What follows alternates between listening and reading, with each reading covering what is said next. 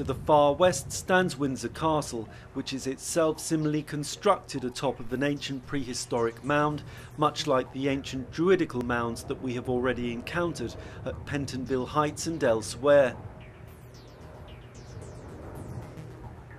Here beneath Windsor's so-called Round Table Mound, an ancient well, the existence of which is recorded in John Evelyn's diary, is identical to that directly beneath the Royal Observatory at Greenwich, where Evelyn himself, a member of the Royal Society, served as Astronomer Royal. Do these strange and largely overlooked connections explain the real reason why prehistoric stone circles such as Stonehenge and Avebury Ring have become such a criminal justice and public order issue for the likes of Wiltshire Constabulary in recent years? And what do the pagans they are policing think of this crazy situation? We're a pagan group. We're not just out to go to a party or something. We're here to celebrate the solstice. We celebrate all the pagan festivals of the year. And it's just that the business with Stonehenge, which is a favourite place to go to for the celebration of the summer solstice, seems to become an issue really with the police and the state, and they want to stop people going there. And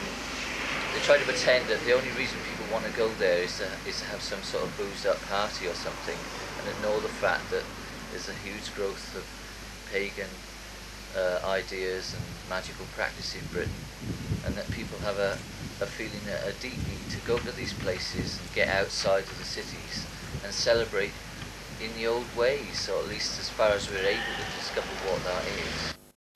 Whatever the real truth, the relevance of these ancient sites and centres to an indigenous form of spirituality can never be underestimated. In the late 1970s and early 1980s, when what had originally started as something of a family affair began to grow in terms of size and general popularity into the equivalent of an annual Woodstock, the much hated and ever more discredited plutocratic Thatcher regime decided that enough was enough.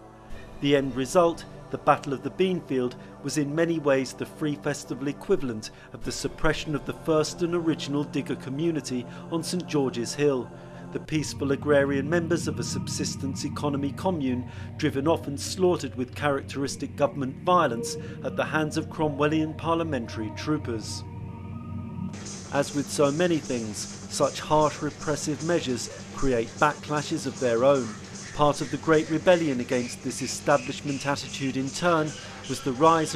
of techno-terrorism under the likes of the legendary Spiral Tribe, whose own meteoric catapulting into the spotlight of the mainstream media first began in a squatted Millionaires Row type house on an exclusive private estate atop of St George's Hill, from where Gerard Winstanley's diggers had themselves been expelled some 340 years before. Their subsequent journey from Kilburn, where I first met a group of them in another squat, this time in Iverson Road, on the eve of their semi-legendary rave inside the semi-derelict roundhouse at nearby Chalk Farm, to Castle Morton in Somerset, would give rise to another establishment backlash, this time from Michael Howard. Here they are, once and for all, in their own words. If there's any politics that we do possibly go akin to, it's the politics of freedom. By some other curious quirk of what Ian Sinclair has referred to as psychogeography, the backlash against Michael Howard's criminal justice bill was to begin here, directly adjacent to Brixton's Summer Leighton Road. As if by some coincidental reinvocation of our earlier excursions, up and down the Somerset Great Dragon Line centres of Glastonbury, Pilton and Keighley Mandeville, the central focus of opposition to an overtly draconian piece of legislation not only intended to criminalise a whole range of human activities, but also a general attitude and lifestyle, was to gravitate here, Brixton's old dollhouse in Cold Harbour Lane, the one-time job centre where caring, sharing John Major used to sign on.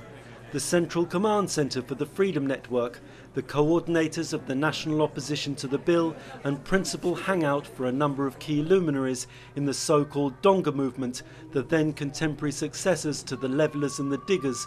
This, the Cooltown Arts Centre, was to host raves, gigs, film shows and other groundbreaking events from the likes of the Exploding Cinema, Luton's Exodus Collective and many others. What you're about to see was put together by the creators of the avant-garde filmmakers' performance installation, the Go-Go Picture Show, whose own peculiar legend, like so much we have already seen, lives on.